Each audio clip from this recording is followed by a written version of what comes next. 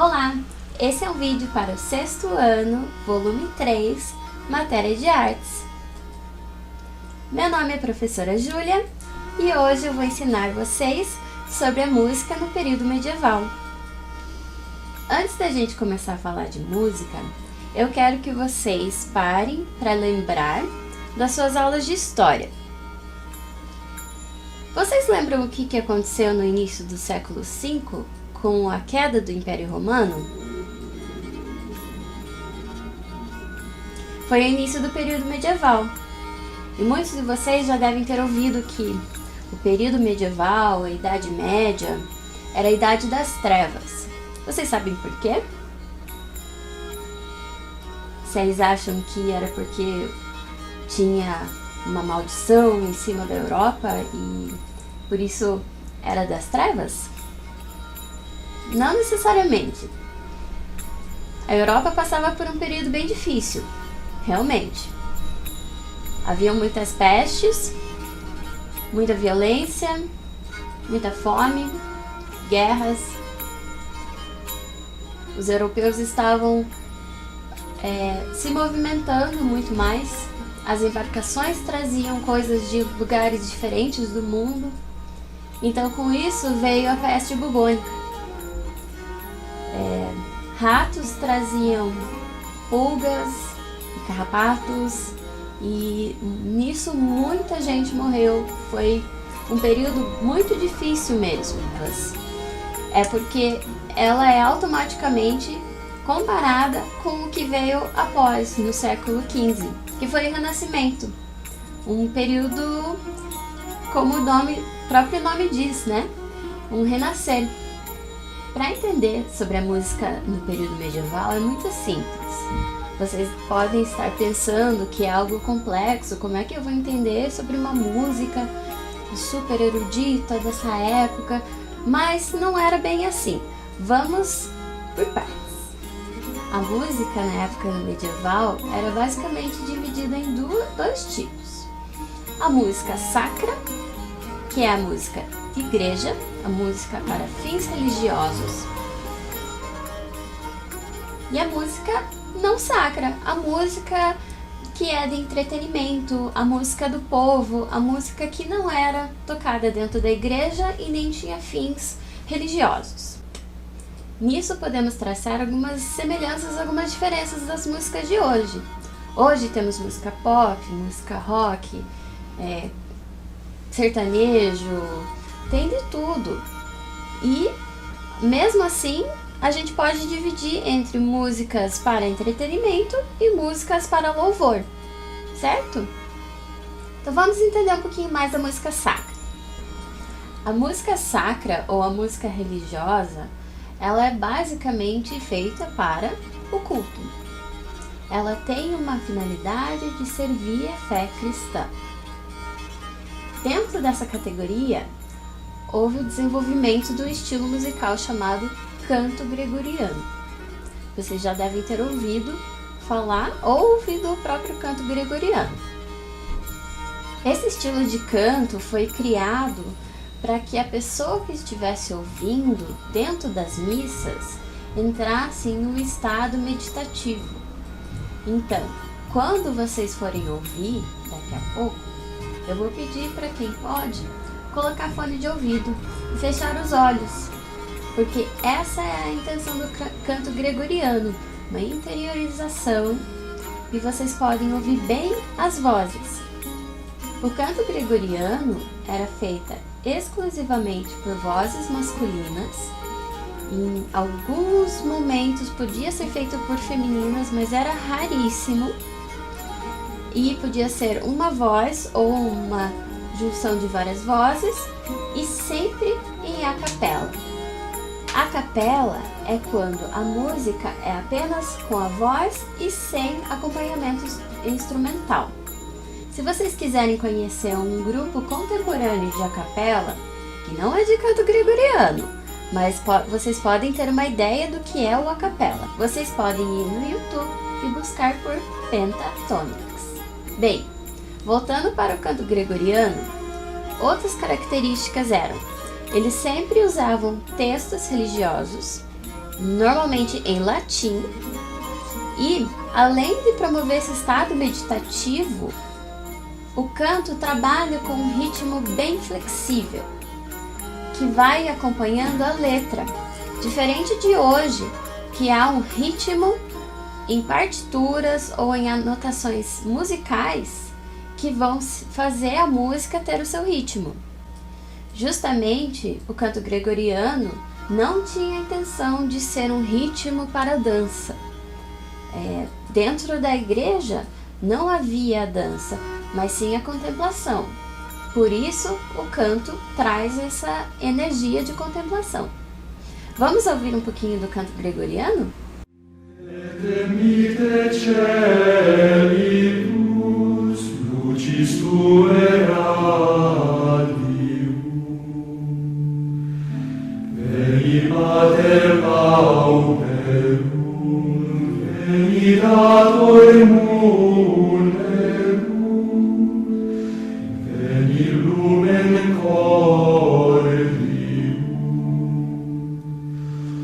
consolator optime, dulcis hostes anime, dulce refrigerium, in labore requies, in estutem merites, in fletus solar. Casa. E os trovadores eram os nobres. Eles faziam o que chamamos de música trovadoresca.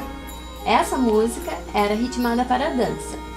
E muito parecido com hoje, as músicas trovadorescas tratavam de assuntos como amor, traição, o dia a dia, guerras, ciúmes. E elas eram basicamente vistas como poesias colocadas em música, o que também pode se assemelhar às músicas de hoje em dia, porque muitos músicos se consideram poetas também. É importante entender que nessa época não haviam as anotações musicais como conhecemos hoje. Essas anotações começaram a ser desenvolvidas com mais detalhe e mais estudo durante o Renascimento. É importante entender que nessa época não haviam anotações musicais ou partituras como conhecemos hoje. Essas só foram começar a ser desenvolvidas a partir do Renascimento, lá no século XV, quando já tinha terminado a Idade Média. Também é importante entender que nessa época, grande parte da Europa era analfabeto. Então, as músicas mais do povo acabavam não sendo nem anotadas e passadas de geração para geração. Durante esse período, a dança também era considerada pecaminosa pela igreja. Muitos nobres faziam festas e bailes para tocar as suas músicas e dançarem a noite inteira, comendo e bebendo muito. Eles festejavam bastante com essas músicas. E como vamos ouvir agora, a música trovadoresca é uma música feita para a dança. Vamos ouvir?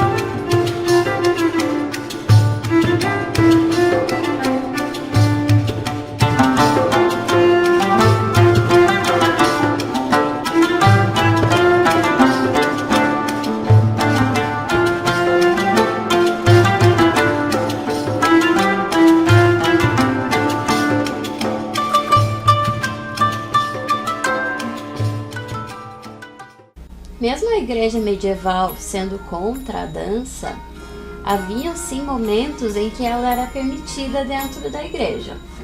Não necessariamente dentro da igreja, mas durante suas festas. Festas de colheita, por exemplo. Haviam também danças circulares.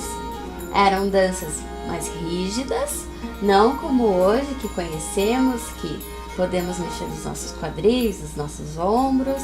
Era bastante contida, mas servia um propósito dentro da igreja também. Agora que aprendemos um pouco sobre a dança no período medieval, vamos para a nossa atividade? Na página 9 do seu livro didático, você vai encontrar 3 fotografias. Nessas fotos, podemos ver imagens de danças de músicas populares de países diferentes. Temos danças da Hungria, da Índia e até do Egito. A atividade vai ser o seguinte: quero que vocês escolham uma dança, pode ser dessas imagens ou vocês podem pesquisar outros lugares com danças populares típicas e compreender quais são seus elementos.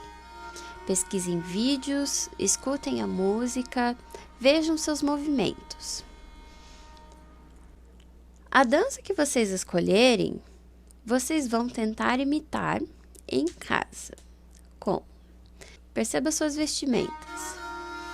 Por exemplo, a dança Sufi do Cairo, no Egito.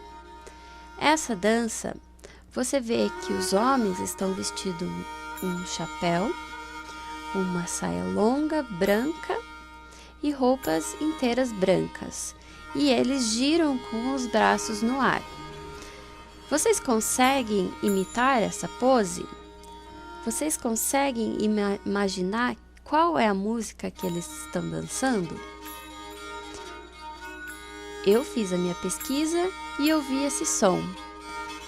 Agora eu vou imitar essas poses na frente do espelho. Se você tiver ajuda de alguém, você pode fotografar também. Use sua criatividade na hora de imitar a dança e você pode criar movimentos diversos em cima dessa base, conforme o vídeo que você escolheu. Grave seus movimentos ou apenas os observe no espelho.